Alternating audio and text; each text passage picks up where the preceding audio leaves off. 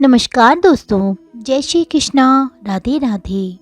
आज हम आपके लिए शीतला माता की कहानी लेकर आए हैं।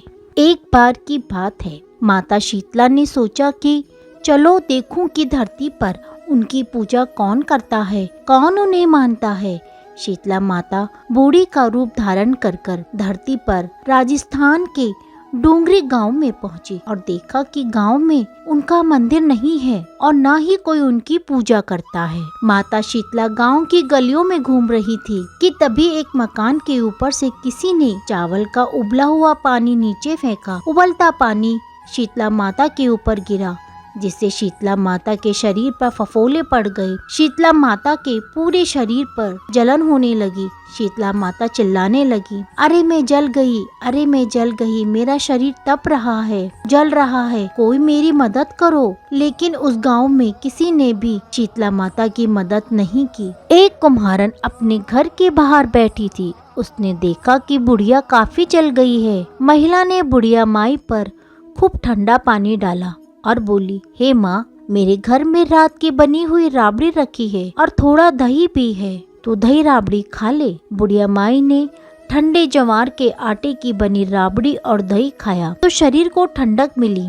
महिला की नजर उस बुढ़िया माई के सर के पीछे पड़ी तो कुम्हारन ने देखा कि एक आंख बालों के अंदर छिपी है। यह देखकर वह कुम्हारन डर के मारे घबराकर भागने लगी। इसी दौरान उस बुढ़िया माई ने कहा, रुक जा बेटी, तू डर मत, मैं कोई भूत प्रेत नहीं हूँ, मैं तो शीतला माता हूँ। मैं तो इस धरती पर यह देखने आई थी कि कौन मुझे मानता है, कौन मेरी पूजा करता है।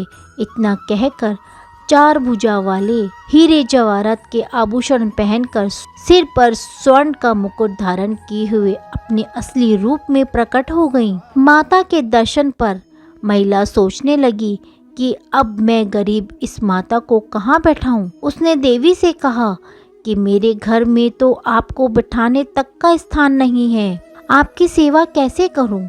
शीतला माता प्रसन्न होकर उस महिला के घर में खड़े गधे पर बैठ गई। उन्होंने एक हाथ में झाड़ू और दूसरे हाथ में डलिया लेकर महिला के घर की दरिद्रता को झाड़कर डलिया में भरकर फेंक दिया। साथ ही महिला को वरदान मांगने को कहा। महिला ने हाथ जोड़कर कहा, माता, मेरी इच्छा है कि आप इसी डूंगरी गांव में स्थापित होकर रहें। होली के बाद की सप्तमी को भक्ति भाव से पूजा कर जो भी आपको ठंडा जल, दही व बासी ठंडा भोजन चढ़ाए, उसके घर की दरिद्रता को दूर करो। शीतला माता ने महिला को सभी वरदान दे दिए और आशीर्वाद दिया कि इस धरती पर उनकी पूजा का अधिकार सिर्फ कुम्हार जाति को ही होगा।